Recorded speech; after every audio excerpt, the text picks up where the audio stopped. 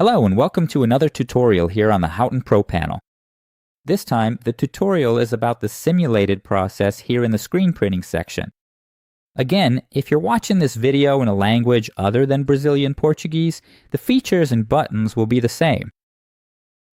Well, right from the start, I want to let you know that this feature, depending on the number of colors in your design, can be quite heavy. Here's the warning, Areg. Your computer or Photoshop might tell you that the scratch disk is full, because each frame generated here is a pretty large file, especially if your image is very big. So you'll have a very high memory usage. I'll also teach you later. I'll leave a step-by-step guide below on how you can safely clear this temporary memory. With that, you'll always be able to free up storage on your machine. Well, to start, here we have again the simulated separation part. Here again, this step will work with the first click on the button. I click on it. Here again, we have our LPI prompt, which you select based on your screen. I'll leave it at the default here, 45. Here we have the color of the t-shirt, the background color. Remember that it has to match the background that's here in the prompt or be transparent. So here, I'm going to leave the t-shirt black, even though we have a black background underneath. If the background were transparent, like a checkerboard, it would work the same way. Click OK. And here, it already gives me the first required prompt, which will make me select the colors of the design.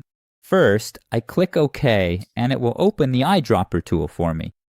The process now is very simple. You just need to go and select the available colors here on top of the design.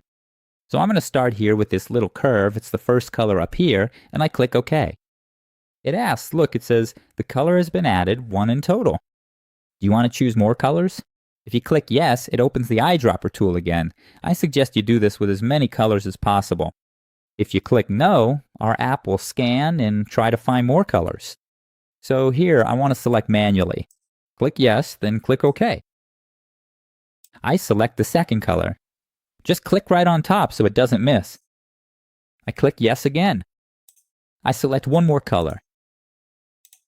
Click OK, then yes again. OK. I scroll down. I pick this shade of light green too. Click yes, then click OK. I pick this lighter green. OK. Oh, click yes again. Now I pick my shade of orange. OK, I click on it again and pick my last shade, which is pink.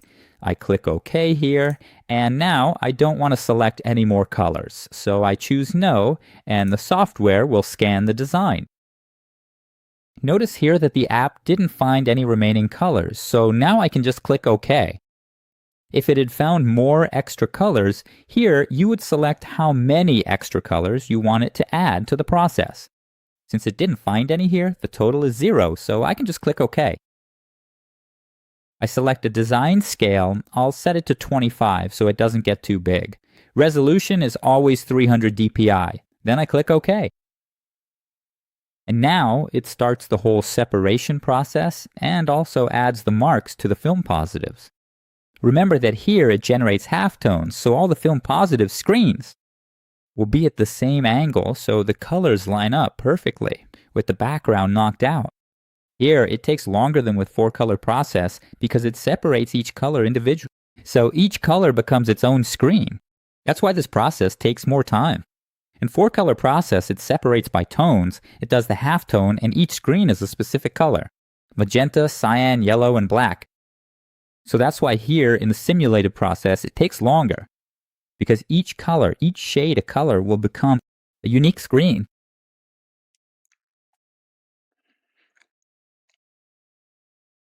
Here, it's already finishing up and putting the colors together so we can preview. It keeps mapping, adding the color, mapping again. It's done, did the final mapping, and now it's ready. It gave us the final result with the preview showing the whole process. It shows that there's a white base and also highlights. Here in the layer preview, we already have all the screens active. I'm going to deactivate all of them to make it easier to see. T-shirt, first screen, white. Second ink, that's that creamier shade. I'll even zoom in so you can see how the colors fit together. Second ink, it's the orange. It fits perfectly, see? You can see the alignment is really precise.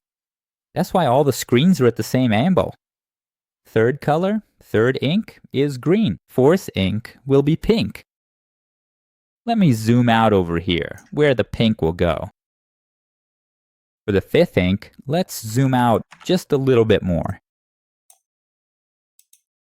Here we have a more reddish tone in the design, and the last ink is our wine color. And here, this white screen is the highlight screen. So if you want the design a bit brighter, you keep it. If not, you can remove it and save a screen. Here again, it keeps all the films separated. It shows the screen name, the LPI, and also the angle. It also shows the printing process here, print last, and so on. Here we have the black, which it also prints. Let me just check here. You can't delete here because it's locked. Let me just check here. All right. Here we have the red ink. We also have the pink ink here, like green ink. Orange ink.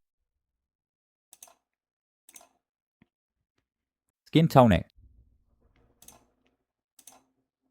And here we have the entire white base.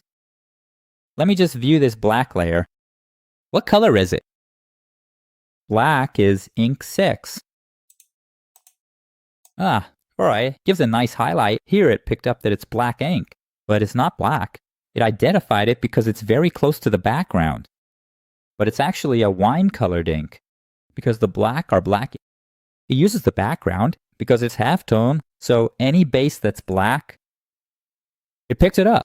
With the background itself, it blends into the background. That's why I was unsure, because this ink here isn't black. Here in ink 6, it's marked as black, but it's actually a wine-colored ink.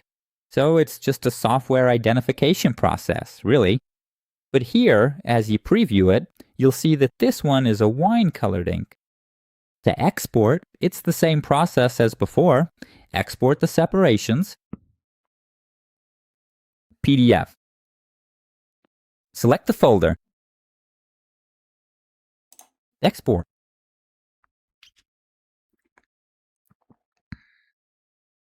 It'll export a single PDF file and will also export the PNG and the preview TIFF.